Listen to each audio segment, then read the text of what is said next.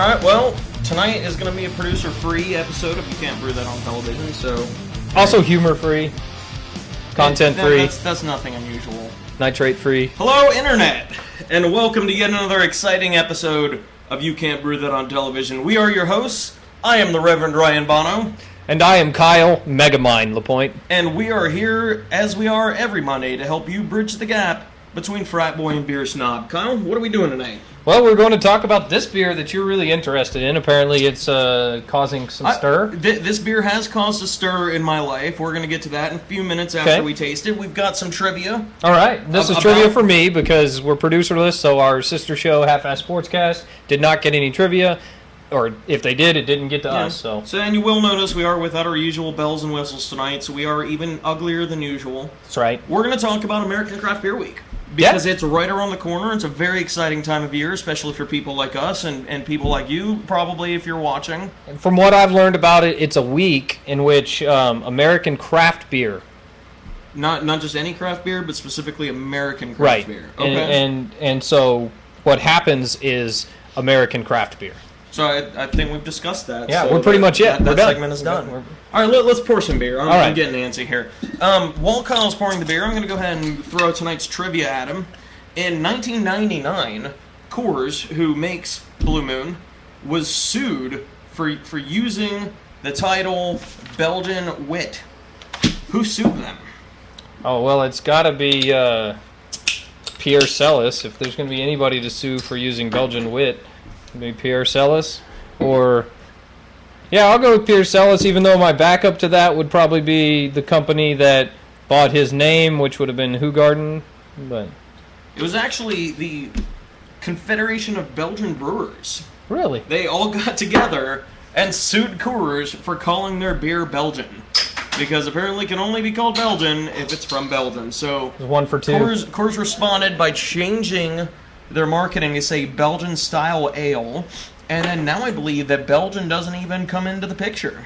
Well, not on these. They're not Belgian at all, so they did... Oh, yeah, I guess that's did brew another beer that I had a while back that was Belgian-style wheat ale. And it was like, well, that's what your Blue Moon is, so, why are you doing this? But they added some spices. It's basically the same thing. Okay. Tonight's beer is an American Hefeweizen. American blonde wheat, and as you can see, it's crystal clear. And this has tremendous clarity, very nice color. It's nice and fizzy. It's got a good carbonation to it. What do you think so far? Very light, nice and refreshing, which it's supposed to be. This is supposed to be a lawnmower beer. Yeah, you're supposed to be able to. And we say lawnmower beer. Why don't you explain lawnmower beer? Because I apparently can't say it. Well. Lawnmower beer it mumbles for a really good beer. Anyway, we drink it when we're mowing the lawn, right? It's a summertime beer. This beer actually originated the American wheat style back when, near the start of Prohibition, it was at its peak. So this has been around for a long time in America. It's been a part of our American tradition. We just didn't really know. We didn't call it much different at that point. It was beer, but everybody wanted the wheat ones because it was a little sweeter, a little lighter, easier to drink on a summer day, and then you want a cold, refreshing beer. That's what you could get. Okay. So pretty neat. And this definitely is a good, refreshing beer. This is one, you guys, if you're drinking at home, you want to drink this cold. Yeah. Because this is the kind of beer that it just washes right down your gullet. It's very nice. It's really filtered and clear, which is not necessarily always the case with wheat beers. Yeah, not. It's kind of unusual, but I don't think it's really going to hurt anything. Almost makes you wonder if they used wheat extract instead of actually using wheat malt. Because wheat malt's really sticky and it's hard to brew with, so a lot of brewers don't do it just because of that. So we talk a lot here about rating our beer. Okay. And we talk a lot about tasting beer and enjoying it for what it is. Mm-hmm. These guys wanted to make an American blonde Hefeweizen, and how do you think they did at it? Not bad. Well, rank it. Let's say you've got... This came to you in the Blue Bonnet, okay, and right off the top of your head, you're like, this beer is probably going to score in range. I'd say at least mid-30s. Okay. Maybe all the way up to high 30s. Could be into the low 40s, just depending on the flight it was in. But I would say right off the bat, middle high Yeah, I 35 or I would be right there with 37. you. I was thinking 37. I want to talk a little bit about our friends over at Beer Advocate, and it's a little light, but it's supposed to be, and so if you're trying to go, oh wow, I gave them D's. This is a surprise segment that I wanted to spring on Kyle tonight. Our friends at Beer Advocate gave this delicious beer a D. All right, that was the guys that actually run the website and the people that actually go and you and I can go to Beer Advocate and review a beer and give it a score, and they were a little bit nicer. They gave this a C minus. The opposite. Beer Advocate guys were the C minus. The no, casual. This is. Oh no, you're right. That's the Bros. I can't read it. Yeah, the Bros. The Bros gave it a D. The Bros actually run Beer Advocate. Yeah. So I was really surprised by this, and I just want to talk a little bit about maybe the Bros need to take that bottle out of wherever they've stuck it and actually taste it. I think this is a case of beer snobbery. It is. I think that this is a case of the Bros and the Beer Advocates looking and saying, this comes from Coors, it's going to be garbage. I bet in a blind taste test, they give this a B+. Without a doubt. Because this is a great beer. It hits the style guidelines for the most part. It reeks of being a commercial beer and produced by a really good brewer, a really fine-tuned brewer, by the fact that it's so clear. And that's not normally the case with wheat beers. There's normally some residue, especially American wheat beers, which are served very young. So, usually they don't have time for even all the proteins to settle out and for the beer to clear on its own. But they're going to run this through, whatever filtration system they have. Yeah, they're going to, and that they want the beer to look really clear because let's face it, the average American commercial beer brewer doesn't want cloudy beer. The average person that doesn't know what they're talking about thinks that that's a flaw. They think it's dirty. They think they messed up. Basically, though, no, this is a good beer. There's no way you give this anything less than a B minus. If you're going I was going to go B. I think this is a good beer. If you're going on what I've seen on Beer Advocate and what I've seen people rate things, and the way that it's generally rated, if you get a B plus on Beer Advocate or better, you need to go drink that beer. Like, it's that good that you need to go buy it. If it's something you can't get locally, you need to go get it. And I've tried to do some reviews on there, but it's got a minimum word entry, and so my devotion for helping others find their beers, sometimes it starts to wane at some point. So, I'm looking at this kind of a beer and going, well, yeah, sure. I wouldn't say if you went to, wherever Coors is making this in Colorado, used to be at the Colorado Rocky Stadium, but I don't think it is there anymore. Certainly not. Now it's produced, but you go to where they're making this. Would I say you have to make a stop by the Coors plant to get this? No. So I wouldn't give it a B plus just based on that. B minus, without a doubt. There's no way this goes into C. And I think this is a really good bridging the gap beer as well. I think this is a good beer that you give to somebody that doesn't typically enjoy. This is better than Blue Moon original flavor. I would absolutely agree with that. I think that this is the kind of beer you give to somebody that likes MGD and thinks it's the only beer worth drinking, or likes even Keystone, because it's got a nice, easy flavor, but it's also got some intangibles that you and I can drink and appreciate the citrus that's in here. It's kind of like the white bread person. Most people who eat white bread, the enriched flour crap that you can get at the store, they will also like honey bread, right? Or some sort of a different sweetened bread. They love that, even if it's not good for you and it may be corn sugar fed beer or bread. But so, yeah, you're looking at it from that perspective. This is sweeter. So it's more pleasing to most people's palates to have a sweeter and still light beer.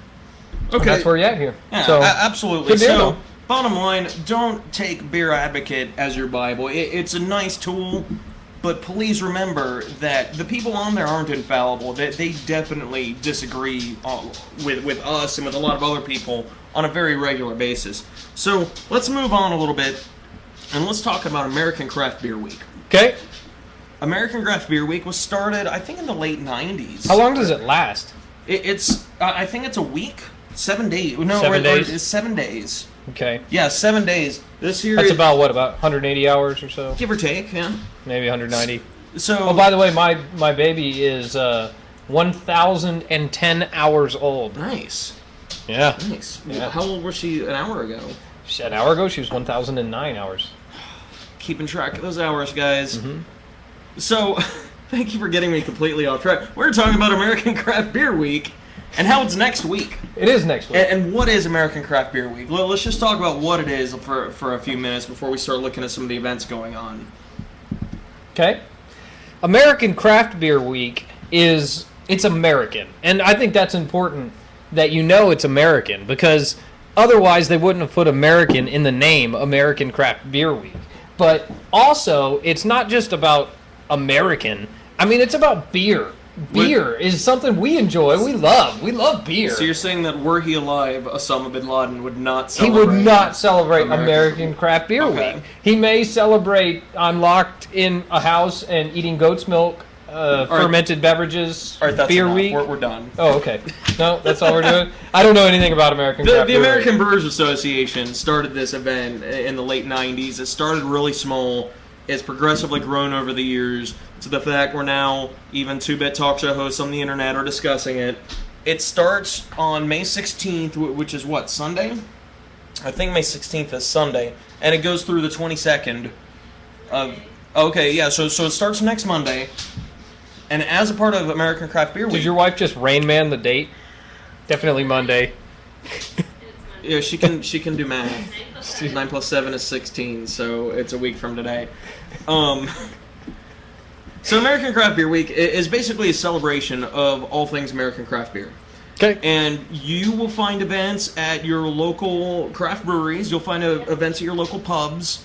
And pretty much anywhere where craft beer is sold and or recognized. It's a really neat thing. I think it's done a lot over the last few years to start turning people on more and more to the idea of drinking craft beer. Yeah, we use the word craft beer. Essentially, that is just a size. It actually has no relevance on the quality of beer. You can have some really crappy craft beer. Oh yeah, without a doubt. We've had it. Yeah, and but at the same time, it goes back to, I think, what's going on in America right now, which is a more push to the roots, right? Everybody's getting back to trying to be local because they realize, I'm eating tomatoes from China. How on earth could that be better than getting tomatoes from this guy down the street? And how on earth can I get it cheaper than this guy can sell it to me down the street? And so the answer is, well, I'm willing to pay a little more because now I know I'm getting a beer that I can go to the brewery and watch it be made. And that's so neat, especially with us and Raw right next door, and you can watch them make it, and that's great. Absolutely, and I'm glad that you bring up Raw because Fritz Rahr, who owns and runs the Raw Brewery, really, it's one of his goals. He really endeavors to make his craft brewery a part of the community. And I think that you will see that at most craft breweries that you visit. I bet if you go to St. Arnold's, they're going to do a lot of the same local events and local fundraisers and things for their community that Fritz does for his. So next week, we'd really urge everybody at home to do some research, find out who your local craft breweries are, look them up, go visit them. Beermapping.org? Beermapping.org. I think that's a really good site. Yeah, fantastic website. That'll help you find out who's close by. I was surprised. There's some of the cities I've been to, look them up and you're like, whoa, there's a brewery like 3 blocks from where we're staying at a hotel. Right. That kind of deal. And you're going, oh man, well, call the guy. Asheville, North Carolina. I went to visit my brother for Christmas. Did some research, found out that the Highland Brewery is right there in Asheville. Yep. And I poured for the Highland Brewery several times. That's a good brewery. They make some good stuff. At Great American Beer Fest. Wonderful. Speaking of which, we need to get some of their beer. I can do that. And yeah, let's get some of their beer and try it on the show in the future. Anyway, they actually weren't there, so I didn't get to meet anybody. Oh, okay. I poured their beer one night, but they weren't there. I was a little bummed. But maybe next time. Met one of their cohorts and somebody else who brews in that area, but it was pretty neat. So as part of American Craft Beer Week, there's celebrations, there's various events, and one of the events, we're going to talk a little bit about some of the other events next week, but one of the events that's going on here, and that's going on in Jacksonville, which is another place where we have viewers, and we also have some viewers in Orlando, which is relatively close, is they're going to do a 5-course beer dinner at a couple of the pubs. Here, I believe it's at the Gingerman in Dallas. They're doing a 5-course beer dinner. And in Jacksonville, I believe it is the Tap Room is what it's called. It's just called the Tap Room. So I'd like to talk for a few minutes because we like to talk about pairing beers on this show. Okay. So let's talk about these 5-course beer dinners because I know you've been to Oh, these. yeah, these are great. Before we go off on there, just a little-known fact about Jacksonville was actually founded by Jackson? by an ex-president of ours, Andrew Jacksonville.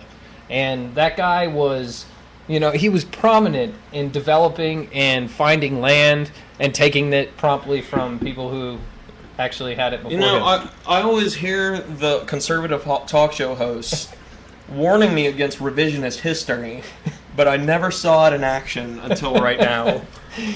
So revising history for your own selfish gain. That's shameless. On with the Borophyll. What are we doing here? On with the Borophyll. Let's talk about beer dinners. Beer dinners. And why you, as a craft beer fan during Craft Beer Week, might want to go visit a beer dinner. Beer dinners. Oftentimes, the price tag is prohibitive. People look at it and they go, "Oh, I'm not going to spend that much money." $50 per person at the one in Dallas. We did $45 at the one in Jacksonville. Okay, and I've done dinners before for as little as $35, beer pairings with food and whatnot. Let me just tell you this right now: you're getting the type of food you usually get at these, the amount of food you get, the number of beers you get. If you were to go to the nicest restaurant you could find and get nothing and order those things off the menu, you would have $100 $70, $80 without even thinking. And this allows, usually the people that are there are very fun. They'll do giveaways. So you may walk out with 2 more $10 bottles of, $7.50 bottles of beer that are, you're like, oh, sweet. I did one that was like that. By the time I was done and they did a raffle and the prize drawing and, it was such a small event that they had so much to give away that I left with 4 bottles. I had a Braggot, and I had 2 different. One of the brown ales that you tried the other day with me and those JB. Were really good. Yeah, I got 2 of those. That was giveaway from this. I mean, that's a $15 bottle right there. So the value is immense. I mean, it's wonderful what you can do if you like good food. I'm salivating now, and if you like beer.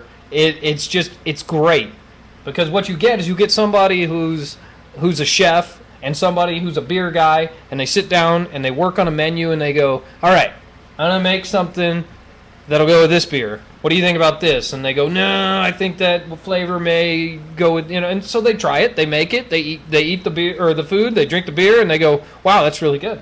And let me tell you that nobody pairs beers the way a beer-loving chef pairs beers. Right. We've had a guy who's a chef at a local restaurant join our brew club recently.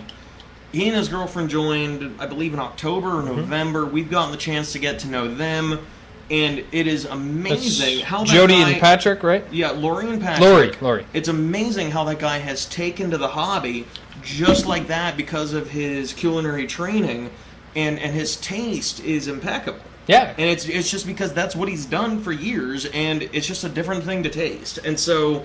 And you've got... if you have the opportunity, we really, really encourage you... We've got friends like another friend of ours that he trained to be a chef for, 1 or 2 weeks, and he fancies himself knowing good food. Which friend is this? That'd be Matt Westlake. No, it was a little longer than 1 or 2 weeks, but he went to the Fort Worth Culinary School. I did not know that, but that makes a lot of sense. Yeah. And before he became a craft brew guy, he was a big wine guy, and then he found out, wow, it's very cost prohibitive to try wine that you may or may not like. Yeah, let me tell you, everyone, that I would be filming You Can't Drink Port on television if I could remotely afford it. Yep.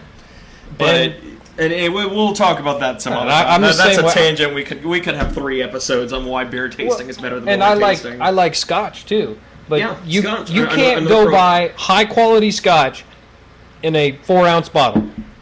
And when you're talking about equivalency of alcohol versus a 6-pack or a 4-pack or something like that, that's what it would take. So to be able to actually try this and go, I'd like to have a 6-pack of this beer. Or even better, I'd like to have a single of this beer. I'm going to go to a store like Market Street or somewhere where I can fill my own 6-pack and try 6 different things. That's great. You just can't do that with big hard liquors or aged liquors like port. Plus, it's illegal to make, and that makes I think making port? No, Scotch. Actually, port would probably be illegal. Scotch's not illegal to make. I thought it's illegal to have a still. here, in America or in Texas especially, yeah. But well, I'm saying you and I cannot legally make liquor. that's true. We can't. You and I can legally distill. make beer, and making beer makes the hobby more fun. That's true. So being a part of, knowing those flavors that go in because you've tasted the ingredients versus, I can pick this out of here, but I've never made anything. That's probably what it is. Yeah. Most people haven't eaten raw barley, which is a shame. That raw barley is actually pretty good. It is. I like it. So next week we're going to talk a little bit. Next week we're actually going to be doing a craft beer week episode. We're going to talk a little bit more about some of the events that are going to be happening close to you, because we know where most of our viewers live. So we're going to bring it a little down to street level next week. And I didn't tell you, but my wife is actually going to be preparing a 5-course meal for us that we will pair beers with. Is it okay if I invite my entire family? I think so. I thought you told me. Well, she's just finding this out for the first time, folks, and she's just as excited about it as you are. In fact, you're all invited. Everybody. Anybody out there wants to come over here, just tell us. We'll get a head count, and Megan will cook for you. Okay. I think that's a nice segue, because speaking of events that everybody watching is invited to, 2 weeks from tonight, we have a very special season finale episode of You Can't Brew That on Television. We're going to be broadcasting live from the Flying Saucer in downtown Fort Worth. This is going to be fun. We're really excited about this. Actually, we were like borderline giddy. I've got our script. We finalized the script for that night's show. It's going to be tough just before we went on the air, and we're like kind of we were like jumping up and down. We're so happy. Excited. It's gonna be a really fun show. Jen is going to be there. Honky's going to be there. We're going to have a bunch of RAR friends and family coming out. We're going to be interviewing some friends of the RAR Brewery. We've got some people that are going to be surprised into being dragged on set, and some people that are going to be on set and not know what they're walking into. So we're going to ambush a few people. We're going to introduce a new segment or two. It's going to be a lot of fun. It's going to degenerate into just a big fun party, I think. But we'd really like you to come out if you're able. Yeah, without a doubt. Flying Saucer, in general, great place to drink a beer, man. They got a great selection. For the most part, they service their taps and do all they got, over 100 taps? It's ridiculous. Well over 100, yeah. And so, the amount of beer that they put through that place and your ability to go there and go, this is $5 right now. $5 for me to try this beer that is hard to even find in a store. And you can try it as a pint, as fresh as you can get it, and go, I like this beer, or I don't like this beer. It's great. Leave with a $20 beer tab, and you've had 4, cross-the-board beers, and it was just wonderful, right? And I'm glad that you do bring up the Flying Saucer, because the Flying Saucer is pretty excited about this event. They've been immensely gracious. They've been very helpful in trying to get this set up. They've issued a press release about this exact event. It's a national press release. Yeah, it's going to go to all the 14 locations now? Yeah, 14 locations. Jen secured us a professional photographer. Oh, that's awesome. That is going to be taking photographs of the crowd. This event is live producered event. So live producer. This that event always is helps us. Really big, really fast, and we encourage you to be there because it's going to be a lot of fun. There'll be a live makeup artist to paint our faces, because normally we're doing this ourselves. It's tough. You have no idea how tough it is to do your own makeup before you go talk about beer. But I have to put on this bald cap every time we go on. I actually have a full head of hair. Yeah, he does, and you can see it start to peel right now. It may be tough to see out there, but it's stubble. The sweat that's... Yeah, that's sweat. So... It's hot in here, by the way. It is really hot. So by the way. For Mother's Day, I made my wife an entrance into her garden. A walking entrance. Put posts up and poured the posts in and put up a gate and swinging gate and all that stuff. And cool. That was pretty cool. She really needed it, and did a little other work around there. But in the end of it, it was like, man, all I could think about was how globally hot it was. It was globally 95 degrees. I was trying to figure out where you were going with this. Oh, where are the table scraps? It's almost time for table scraps, everyone. This is our favorite new segment. For those of you unfamiliar with the table scraps segment, I'm going to tell you what it is right now. For those of you familiar with it, please just hang on for a second. during the Bluebonnet Brew-Off, or really any brew competition, speaking of which, the Celtic Brew-Off is coming up pretty soon, so we're going to get more table scraps from that. You end up with beers that don't make it to the next round for one reason or another. Hell, we had 2 different competitions where a couple of our beers didn't make it to the second round in this and they were both enjoyable beers. Really good beers. So, to me, it was like, well, what you ended up with in those cases, very drinkable beers, style preference. We had one that English IPA. Yeah. One competition, they said, need more hops. Another competition, they said... Too much hops. A little bit too much hops.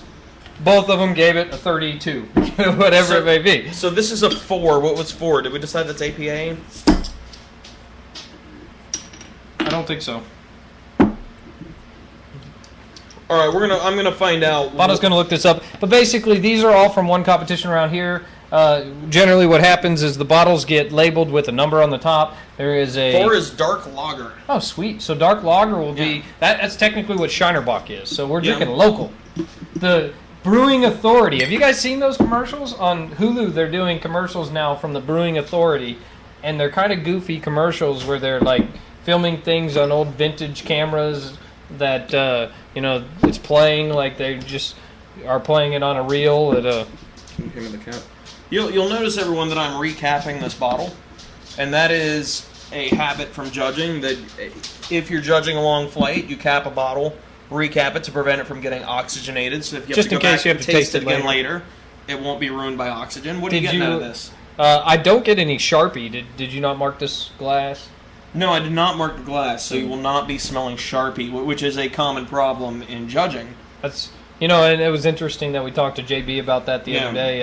We'll talk to this another time, but basically something we don't necessarily agree with. But I always mark the bottom. We should have an anti-BJCP episode. We should have an anti-beer judging episode. And a pro-beer judging episode, just to bridge the gap. Because I think that we can effectively argue both. Because there's a reason for both, so let's give this a shot. It smells big and dark and fruity. Yeah, I was just going to say that this has a big fruity smell. There's a lot of sweetness coming out of there. Little under attenuated. But not too bad. And what do you mean when you say it's under attenuated? Sugars left in the beer Yeah. that could have been eaten by the yeast. They weren't, for one reason or another. Temperature maybe conditions, maybe viability of the yeast, but still really good. Beer. That's really good. I like this. Very. If it's under attenuated, it's only by it's slightly under. It's slightly one of those things I catch, man. If a beer doesn't have all the simple sugars eaten, oh man, it's just like I catch it. Well, it's not necessarily a bad thing, but a dark lager is supposed to have some residual sweetness, though, isn't it? It can. Yeah. I don't think that's a killer. I would give this like a mid-30s, like a 34. 35. Well, as far as style goes, I don't think it's supposed to be sweet. I mean, in general, it's not supposed to be sweet. Yeah, I guess it's not supposed to be this sweet. This does have. This is a little bit estery, I think. Yeah, for the style. But this is really good. I mean, if you're calling it anything, I mean, you could enter this as maybe something a little pale, bigger. English pale? No, it's not. Definitely not hoppy enough. It doesn't have. Yeah. No, I'm thinking more like a German, like Oktoberfest-ish type. Maybe a Dunkel. Dunkel's what I was looking for. Something dark but still a little more sweet character. And that's something for those of you who might want to start judging or trying that on your own. Is that as a beer judge, one of the things you always want to do is you always want to think when you have a beer that you rate low, you always want to ask, how could this beer be ranked higher? And sometimes it's just a matter of using different ingredients or a different fermentation temperature. But sometimes you get an outstanding beer that's just miscategorized. Well, and let me finish mine before you pour you don't want me to pour this in there? I'll wait until I can try the beer that you're actually pouring in there instead of a mixture of the two that I would have in my glass. Oh, suit yourself. The thing about making beer is that most of us that are designing recipes are designing it off of what? Other people's recipes, a few books that we've read, maybe some message boards. Well, we don't necessarily know why these styles are coming about, where they came from. Few people do the type of research that is necessary to come up with, okay, this is how it's supposed to taste. And even if you do that, then you may have a style guideline that reads differently than that. So when you're making a beer design, you're doing it most of the time as an amateur. Which means you may put all these ingredients in there and say, man, I'm trying to make this brown ale, and you just make something else. You make something else. You didn't realize it, but you didn't make a brown ale, you made a porter. This person did not make a dark lager. Why don't you give it a try? I suspect that this first beer was fermented with an ale yeast. And should they be. entered it as a dark lager. No, this is a dark. This is the dark lager. Yeah. No, it's okay. Yeah, and that's part of it. This one has a little bit of roast in it that I think is not necessarily. So are you telling me it's going to be awful and phenolic and that I'm going to hate it? No. Oh, I'm sorry. You haven't tasted it yet. Here I go talking about that. That's another rule of beer judging is you don't want to talk about the beer until the other person's tasted it. You don't talk about beer club. Yes, you do not talk about beer club. Unfortunately, this one's got a little bit of extra roast in it that I don't think is necessarily acceptable. Roast? Yeah, I feel like there's some roast in there, or chocolate. Oh yeah, I get that now. Yeah, I guess it's not roast; it's chocolate, which is technically like a de-bittered roast. Yeah, de-bittered roast means it was actually converted before they cooked it, so it was caramelized and then roasted and cut off. Usually they dehusk it sometimes, but not always. This is a good beer.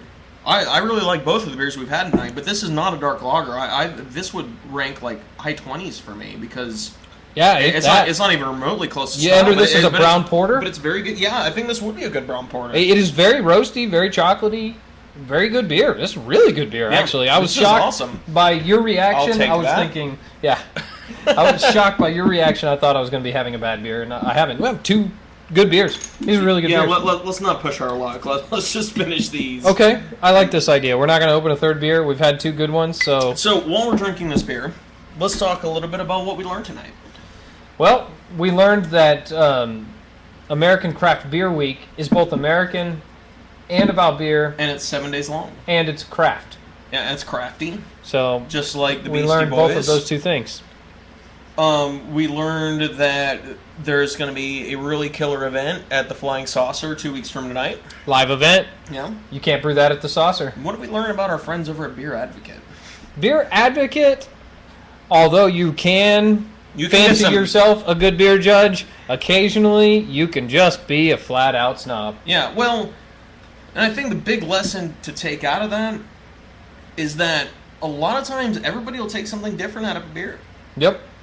The folks, 54 people plus the people that run Beer Advocate think that this beer we had tonight is complete garbage. And the two of us really enjoyed it. You know what? I wonder if we could make some sort of a rating system and a rating website or whatever it may be that allowed you to rate a beer, but did not allow you to see other people's ratings until you rated that beer. That would be interesting because I bet there's a lot of that going around. I bet there's a lot of people going, oh, this beer has a C+ on Beer Advocate, it's going to be garbage, and then they taste it and they go, oh, that's garbage. Yeah. And this is what this happened. I swear, they looked at it and said, oh, the bros tasted this. The bros. B. Which... You know, I mean... It's a couple guys who started Beer Advocate. Yeah. It's guys like us who were into beer and they started Beer Advocate. I mean, they have their taste profile, and if they thought it was a D, maybe they thought it was a D. I think they're totally wrong. I think they're pretty silly in it. I think a perfect example is to go look at their rating for Budweiser. Their rating for Budweiser is extraordinarily low, even though Budweiser is a shining example of the style that it exemplifies. Yep, it meets and that's the thing about Beer Advocate versus Rate Beer. Rate Beer is the plebeian version. I said plebeius. That's from a show. It's a constellation, actually. Well, and it's also from a show. Plebeius Major. Yeah. This is getting out of hand. Anyway, let's wrap this up. So anyway, you look at a rating like that, like Budweiser, where they're just rating it on their taste profile.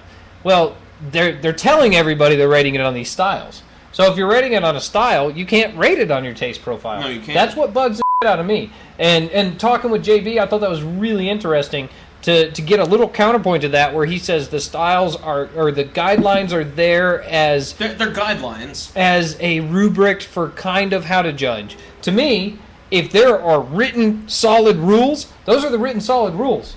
Just like in basketball, which we were supposed to talk about, we never really did, but it's okay. Next week, but in basketball, I saw... the Mavs have a game before our next show. We've got 3 or 4 games before the Mavs have to play again. Go sweep. Yeah, so we could talk about that next week. But a pet peeve of mine in that sport, in the sensation of the dunk, they've decided to let people run. They just grab the ball when they get to the top of the three-point arc, and then they just start running, and on about step 8, as long as they attempt to slam a ball, they don't call them for traveling. It's really silly. And there was a penalty in the game against the Mavericks, a foul against the Mavericks, that a guy ran in, and I counted his steps. By the time he threw the ball up at the hoop, it was seven steps that he had with the ball in between two hands. Oh, yes, he was fouled. The defensive players moved into position. They fouled him, but it happened so fast. Was it on step 2, 3, 4, 5? That's the problem. Did he travel before the foul? Because there's no way you could bring that ball into traffic. There's no way you can dribble it and get it into traffic.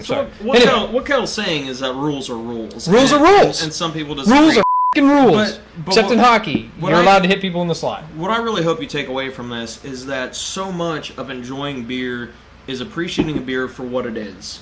Yep. I would not willingly drink this beer 99 times out of 100. I would never go to the store and go, that's the beer I want to drink. But I can appreciate it for what it is. I can look at this and go, they wanted to make a beer with these qualities, and they got it. And they succeeded. Yep.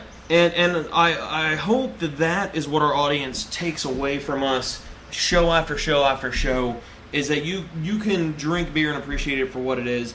And so for the next week or so, you're going to be drinking beer, appreciating it for what it is, and getting yourself ready for Craft Beer Week. And while you're doing that, I would like you to keep in mind that we are not professionals. So please try this at home.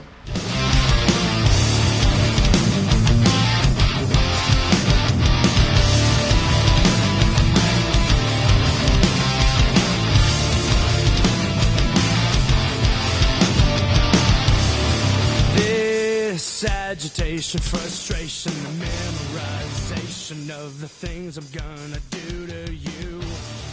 This magical and powerful addiction to the pain affliction on your porcelain skin.